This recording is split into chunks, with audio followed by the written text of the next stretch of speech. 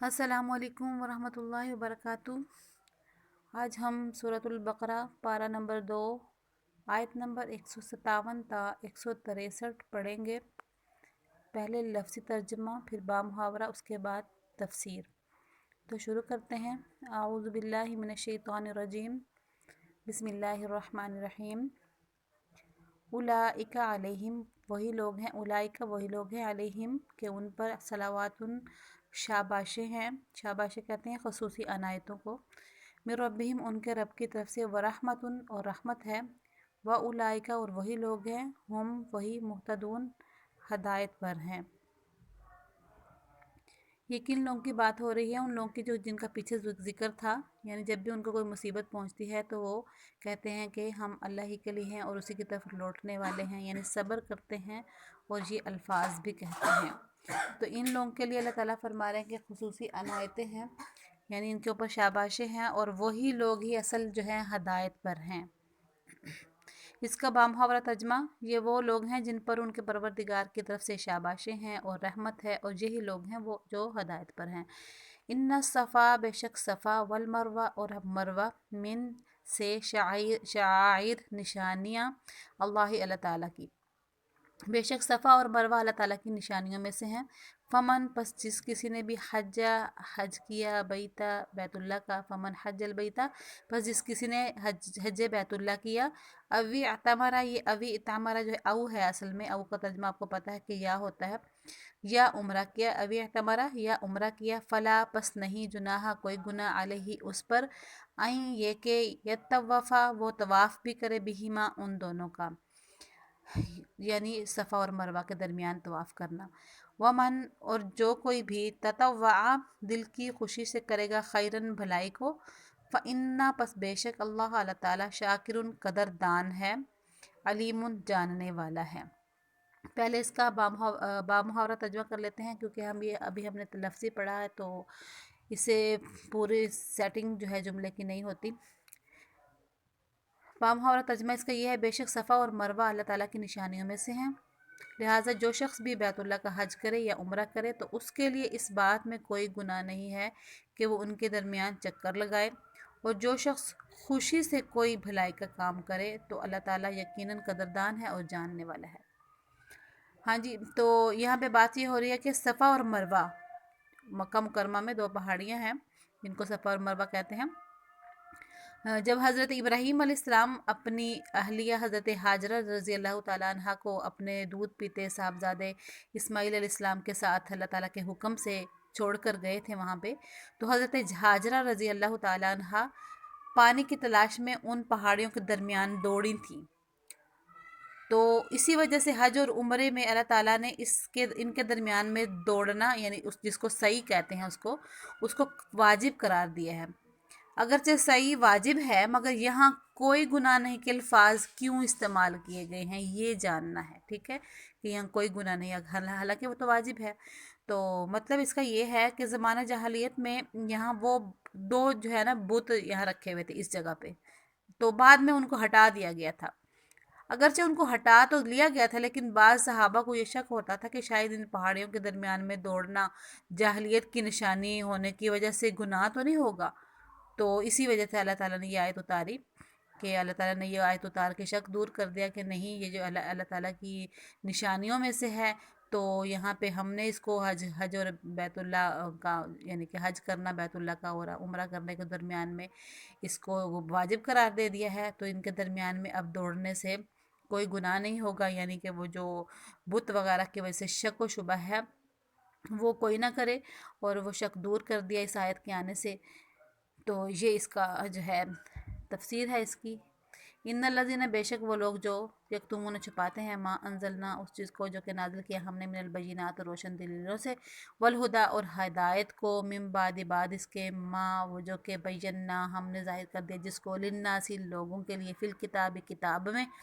اولئک وہی لوگ ہیں، یلعنہم اللہ لعنت کرتا ہے ان پر اللہ تعالیٰ، یلعنو یہ لعنت کرتا ہے ہم ان پر، اللہ تعالیٰ، ویلعنو اور لعنت کرتے ہیں ہم ان پر، لائنون تمام لعنت کرنے والے۔ اس کا بامحاورہ ترجمہ سن لیں۔ بے شک وہ لوگ جو ہماری نازل کی ہوئی روشن دلیلوں اور ہدایت کو چھپاتے ہیں، باوجود اس کے کہ ہم نے انہیں کتاب میں کھول کھول کر لوگوں کے لیے بیان کر دیا ہے، تو ایسے لوگوں پر اللہ بھی لعنت بھیجتا ہے اور دوسرے لعنت کرنے والے بھی لعنت بھیجتے ہیں۔ اچھا جی، یہاں پہ اشارہ ان یہودیوں اور عیسائیوں کی طرف ہے جو پچھلی آسمانی کتابوں میں اس قسم کی جو بشارتیں تھیں، اللہ تعالیٰ کی طرف سے بشارتیں تھیں، یعنی کہ آپ صلی اللہ علیہ وآلہ وسلم کے بارے میں جو نازل ہوئی تھی بشارتیں، تو ان کو وہ چھپاتے تھے، تو ان کے بارے میں یہاں اشارہ کیا گیا ہے، ان یہودیوں اور عیسائیوں کے بارے میں، کہ اپنی کتابوں میں سے جو روشن دلیلیں ہیں آپ صلی اللہ علیہ وسلم کے بارے میں، تو ان کے آنے کے بارے میں وہ تمام جو بشارتیں بھی ہیں ان کو بھی چھپاتے ہیں اور دلیلوں کو چھپاتے ہیں۔ الا الذین، سوائے ان لوگوں کے وہ جو کتابوں جنہوں نے توبہ کی، وصلح اور انہوں نے اصلاح کر لی، وبینوا اور جنہوں نے کھول کر بیان بھی کر دیا، فاولئک پس وہی لوگ ہیں، اتوبو کہ میں رجوع کروں گا، اتوبو کا ترجمہ ہوتا ہے میں رجوع کروں گا، میں توبہ قبول کروں گا، دونوں، میں توبہ قبول کرتا ہوں، میں رجوع کرتا ہوں، علیہم ان پر، وانا اور میں ہی، التواب توبہ قبول کرنے والا ہوں، الرحیم بڑا رحمت والا ہوں۔ تو یہاں اس کا بامحاورہ ترجمہ سن لیں کہ ہاں وہ لوگ جنہوں نے توبہ کر لی ہو اور اپنی اصلاح کر لی ہو اور کھول کھول کے بیان کر دیا ہو، بس وہی لوگ ہیں کہ میں ان پر ان کی توبہ قبول کرنے والا ہوں، اور میں ہی فاولئک کا بس وہی لوگ ہیں، اتوب علیہم میں ان کی توبہ قبول کرتا ہوں، یہ بھی کہہ سکتے ہیں، اور یا کہ میں ان کو رجوع کرتا ہوں ان کے اوپر، اور میں ہی توبہ قبول کرنے کا حقدار ہوں اور بڑا ہی رحمت والا ہوں۔ یعنی کہ ان لوگوں کے علاوہ جو کہ اگر یہ کام کرتے تھے، یعنی چھپانے کا کام، بشارتیں چھپاتے تھے اگر، لیکن بعد میں پھر ایمان لے آئے، توبہ بھی کر لی اور اپنے حالات کی درستگی بھی کر لی، اور جو باتیں وہ چھپاتے تھے ان چھپی ہوئی باتوں کو وہ کھول کھول کے بیان بھی کرنے لگے، تو اللہ فرماتا ہے کہ اس کے بعد میں ان پہ رجوع کروں گا، ان کی توبہ کو قبول کروں گا، کیونکہ میں توبہ قبول کرنے والا ہوں اور نہایت رحم کرنے والا ہوں۔ انا بے شک اللہ زینہ وہ لوگ، کفروا جنہوں نے کفر کیا، و ماتوا اور وہ مر گئے، وہم اس حال میں کہ کفارن وہ کافر تھے، اولئک وہی لوگ ہیں، علیہم کے جن پر لعنت ہے، لعنت اللہ تعالیٰ کی، والملائکۃ اور فرشتوں کی، والناس اور لوگوں کی، اجمعین سب کے سب کی۔ اس کا پہلے محاورہ ترجمہ سننا کہ بے شک وہ لوگ جنہوں نے کفر اختیار کیا اور کافر ہونے کی حالت میں ہی مر گئے، ان پر اللہ تعالیٰ کی اور فرشتوں کی اور سارے انسانوں کی لعنت ہے۔ یعنی کہ کفر میں مرنا جو ہے، جو انسان جو ہے کفر میں مر جائے گا تو وہ لعنت کا مستحق رہے گا۔ تو اللہ تعالیٰ سب کو اللہ تعالیٰ سب پہ رحم فرمائے، اور اللہ تعالیٰ ہمیں بھی شکر ادا کرنے کی توفیق عطا فرمائے کہ جس نے مسلمان بنایا، کیونکہ جو مسلمان ہوتا ہے اگر وہ گناہ گار بھی ہوتا ہے، اگر وہ دل سے کلمہ پڑا ہوا ہو لیکن گناہ گار ہو، تو اللہ تعالیٰ اس کو کچھ سزائیں دینے کے بعد آخر کار معاف کر دیں گے، کیونکہ مسلمان کی پھر بھی بخشش ہو ہی جانی ہے اس کی۔ لیکن کافر جتنی مرضی دنیا میں جتنے بھی اس نے کوئی بہت نیک کام کیے ہوں، اس نے بہت سے اسکول کھولے ہوں، غریبوں کی مدد کی ہو، بہت سے بھوکوں کو کھانا کھلاتا ہو، بہت سے غریبوں کی جو ہے وہ امداد کرتا ہو، لیکن وہ کافر ہو تو اس کی ساری جتنی بھی دنیا کی ہوئی کمائیاں ہیں وہ ساری غارت چلی جائیں گی، اور کفر کی حالت میں مرنے کی وجہ سے لعنت کا مستحق ہوگا اور جہنم کا ایندھن بنے گا۔ استغفر اللہ تعالیٰ ربی من کل ذنب واتوب الیہ۔ خالدین فیہا ہمیشہ رہے گا وہ اس میں، یعنی ان لعنتوں میں ہمیشہ رہے گا، لا یخففون نہیں ہلکا کیا جائے گا، عنہم ان سے، عذاب و عذاب کو،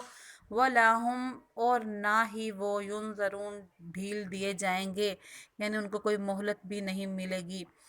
اس کا بامحاورہ ترجمہ سن لیں، اور وہ ہمیشہ اسی پھٹکار میں رہیں گے، نہ ان پر سے عذاب کو ہلکا کیا جائے گا اور نہ ہی ان کو ڈھیل دی جائے گی۔ یعنی اللہ تعالیٰ فرما رہے ہیں کہ وہ جو کافر ہی کفر کی حالت میں ہی مر جائیں گے،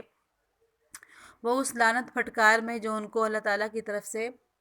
تمام فرشتوں، تمام لوگوں کی طرف سے ملتی ہے، تو وہ اسی میں ہمیشہ ہمیشہ رہیں گے، اور اس کے علاوہ جو عذاب ان کو دیا جائے گا اس عذاب کو ہلکا بھی نہیں کیا جائے گا اور ان کو کسی قسم کی مہلت بھی نہیں دی جائے گی۔ وَإِلَٰهُكُمْ اور معبود تمہارا، الٰہٌ معبود، واحد ایک ہی ہے، اور معبود تمہارا معبود ایک ہی ہے، لا الہ نہیں کوئی معبود، الا سوائے، ہوا اس کے جو، الرحمن بڑا مہربان ہے، الرحیم نہایت رحم کرنے والا ہے۔ اور معبود تمہارا ایک ہی معبود ہے، اس کے کوئی معبود نہیں ہے مگر وہی ہے جو کہ بڑا مہربان نہایت رحم کرنے والا ہے۔ اس کا بامحورہ ترجمہ سن لیں۔ اور تمہارا خدا ایک ہی خدا ہے، اس کے سوا کوئی خدا نہیں، جو سب پر مہربان ہے، بہت مہربان ہے، بڑا رحم کرنے والا ہی ہے، یہ بھی کہہ سکتے ہیں۔